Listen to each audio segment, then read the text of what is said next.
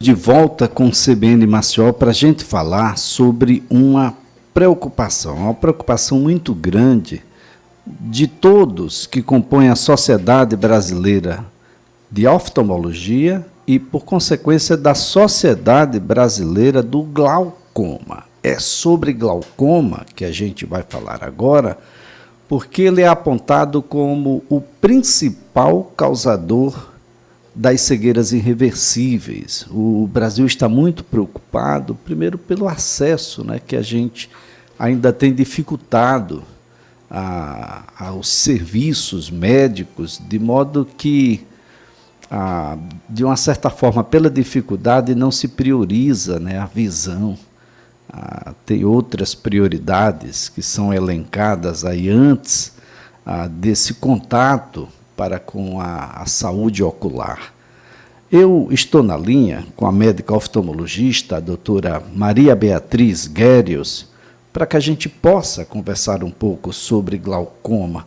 Doutora, antes de mais nada, eu gostaria de agradecer a doutora pela disponibilidade, por estar nos atendendo e levar um pouco mais de informações às pessoas, alertando sobre a necessidade de se aferir a saúde ocular periodicamente, para que a gente possa ter um pouco mais de certeza sobre aquilo que a gente precisa fazer. Doutora, um bom dia. Oi, bom dia, tudo bem? Eu estou com um pouquinho de dificuldade de lhe ouvir. Nós vamos melhorar. Aqui está melhorando agora, doutora? Melhorou. Perfeito. Doutora, por que o glaucoma é uma preocupação tão grande no Brasil de que ele tem uma sociedade brasileira dedicada a ele? Bom, primeiro, como você mesmo já disse, o glaucoma é a principal causa de cegueira irreversível, né? As pessoas têm um pouquinho de dificuldade de entender o que é cegueira irreversível. Cegueira irreversível é aquela que a gente não pode fazer nada para voltar à visão. É onde a medicina não consegue consertar. Por exemplo, uma catarata causa uma cegueira reversível. Você opera e volta a enxergar. Infelizmente, com o glaucoma, nós não temos métodos de trazer a visão de volta. E como você muito bem disse, a dificuldade de acesso a um oftalmologista. Agora, doutora, a prevalência é grande? Muito grande, é muito grande, sim. Teoricamente, né, a gente teria que ir uma vez por ano ao oftalmologista, mas não só para fazer óculos. Esse é um dos grandes conceitos que tem que mudar na cabeça dos pacientes. O oculista, ele não faz só óculos, ele tem que medir a pressão do olho e tem que olhar o fundo de olho, porque a gente está perdendo a luta para o glaucoma. E se você fizer um diagnóstico precoce, você tem como tratar e não chegar ao ponto que a gente não pode fazer mais nada. Doutora, essa é uma situação muito grave. Quando é que dá para a senhora caracterizar, traçar um perfil do glaucoma? Quando é que a gente deve se preocupar? E quais são, naturalmente, os métodos de aferição para que a gente possa dizer, olha, aqui agora você tem um glaucoma e a gente precisa tratar? Desculpa, eu não consegui ouvir essa pergunta. Para traçar o perfil do glaucoma, o que é o glaucoma? De que maneira ele atinge as pessoas? E a gente tem métodos definitivos de aferição para dizer, olha, agora você tem um glaucoma e a gente precisa tratar? Não, nós estamos com um problema aqui na linha com a doutora, para que a gente possa conversar um pouco mais. A doutora Maria Beatriz Guérios, médica oftalmologista, a gente está conversando um pouco sobre o glaucoma. Olha, definitivamente não é fácil. Uma vez que você chega até o oftalmologista, o que não é fácil, aqui no estado de Alagoas, por exemplo, você chega à conclusão de que tem um glaucoma, olha, os colírios são muito caros. o tratamento é extremamente caro. E a gente precisa chegar a um consenso, é preciso que a saúde pública possa alcançar isso com mais eficiência. A gente retoma agora a nossa conversa com a doutora Maria Beatriz Guérios. Doutora, eu falava sobre o glaucoma. Glaucoma é um tipo só? Ele tem um perfil? Quando é que a gente pode aferir com a certeza de que alguém está com glaucoma e o que é que acontece a partir daí, doutora? Eu vou tomar liberdade de explicar primeiro o que é glaucoma, tá? Porque isso eu acho que é muito importante para as pessoas entenderem o que tem que acontecer numa consulta oftalmológica. Glaucoma é a lesão do nervo do olho, tá? Na realidade, o nosso olho, ele capta a imagem, pega o nervo óptico e leva para o cérebro, e o cérebro que decodifica a imagem. Então, na realidade, é o cérebro que enxerga o que o olho captou. Então, de uma forma muito simplista, vamos imaginar assim, uma televisão, o fio e a energia.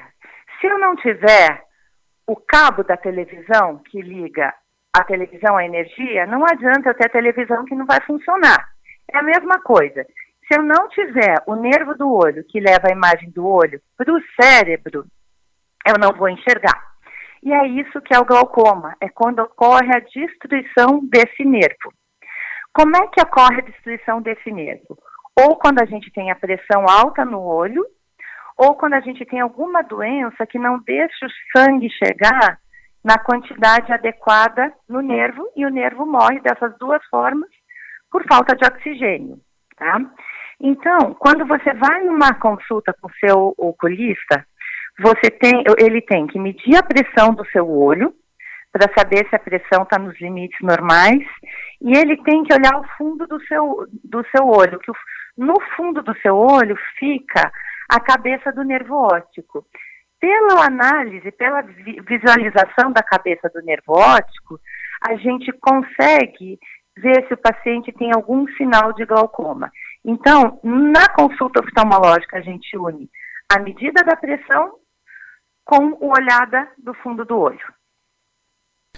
Agora, doutora, tratamento, colírio, laser, vai ter região que é diferente da outra, vai ter uma combinação, tem outros ingredientes. Aliás, neste momento acontece, aqui no estado de Pernambuco, um simpósio internacional, 20º simpósio da Sociedade Brasileira do Glaucoma, exatamente discutindo essa situação, doutora.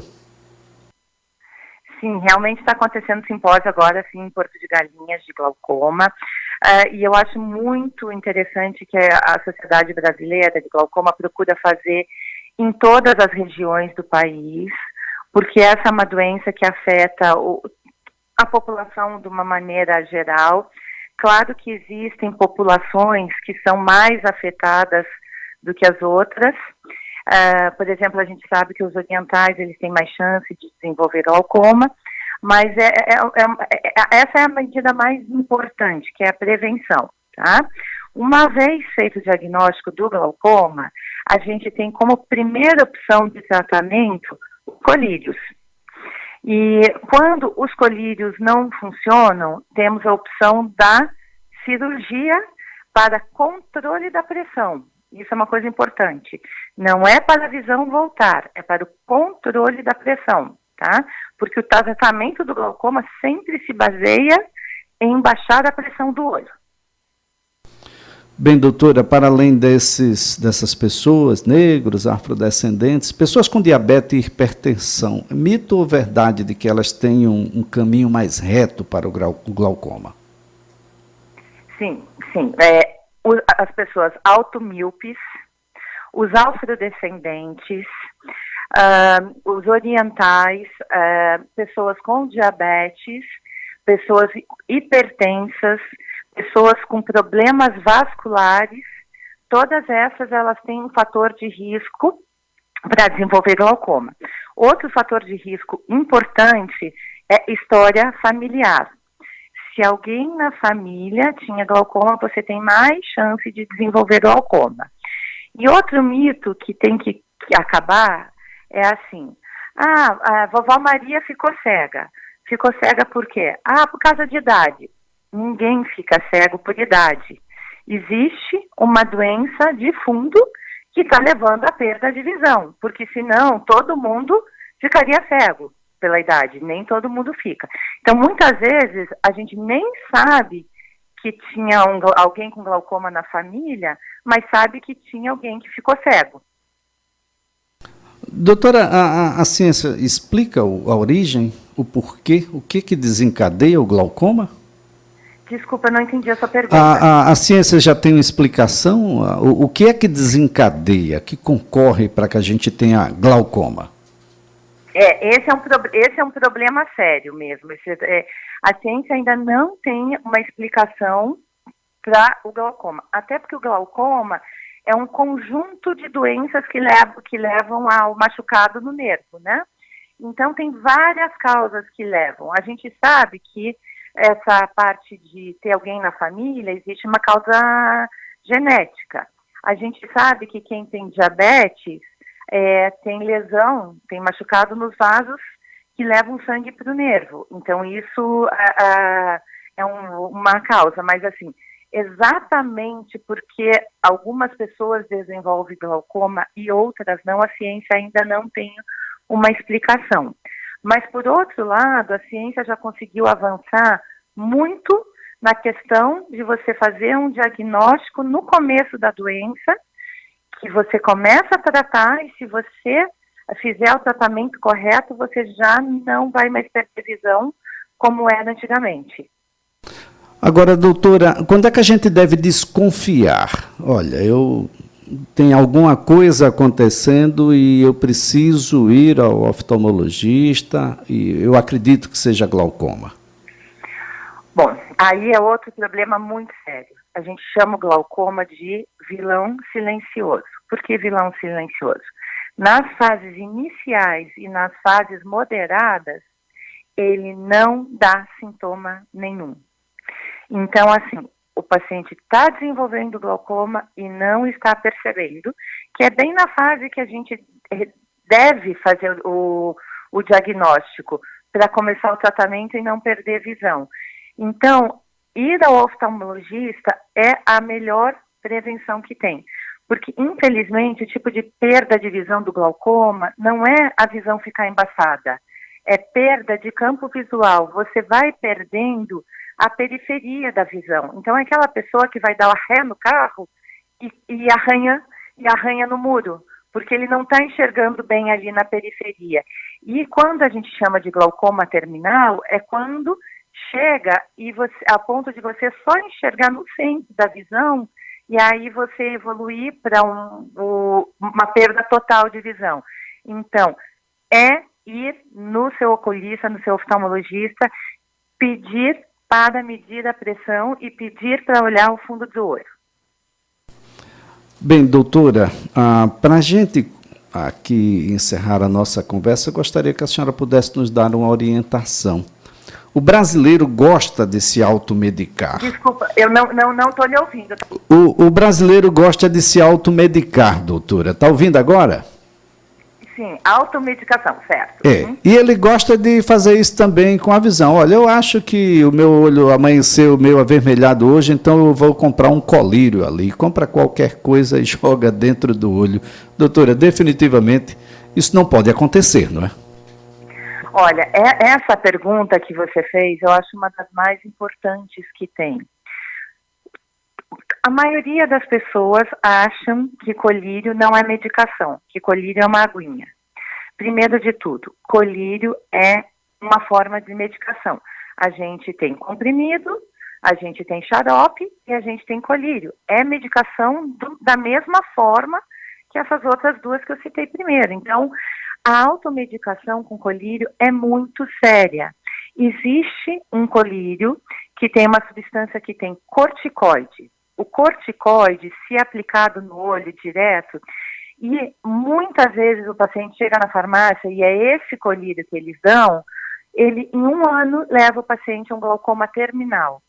Eu tenho 2 pacientes com 30 anos, com baixa visão, com uma vida toda alterada, porque um dia chegaram na farmácia, compraram um colírio de corticoide que tira o vermelho do olho na hora, usaram durante 1 ano e perderam a visão. Automedicação com colírio não deve ser feita.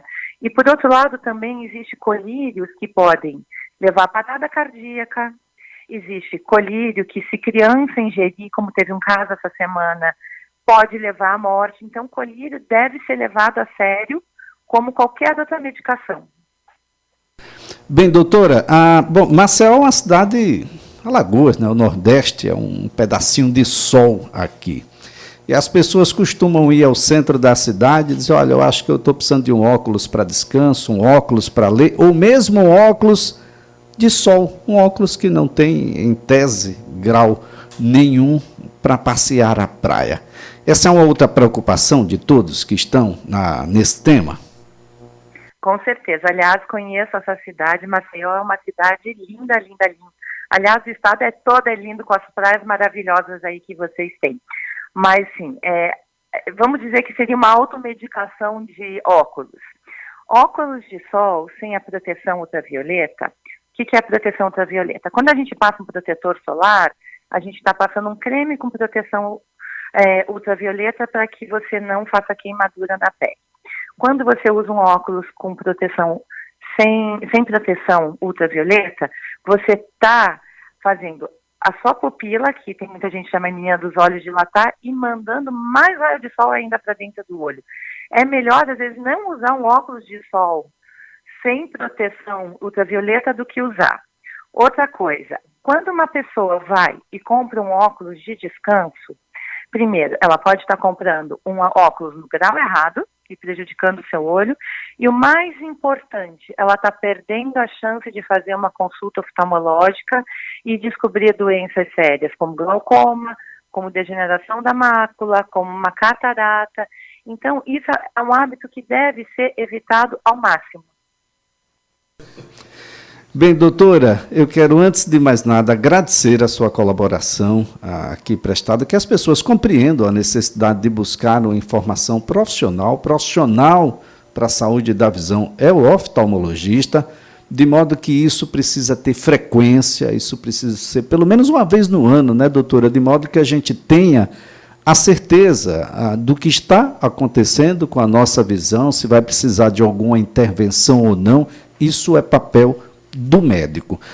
Doutora Maria Beatriz Guérios, a nossa gratidão. Uma excelente sexta-feira e um ótimo final de semana para a doutora. Muito obrigada por você ter me dado liberdade de falar. E eu só quero falar mais uma coisinha, que existe um outro mito, que criança não tem que ir no oftalmologista.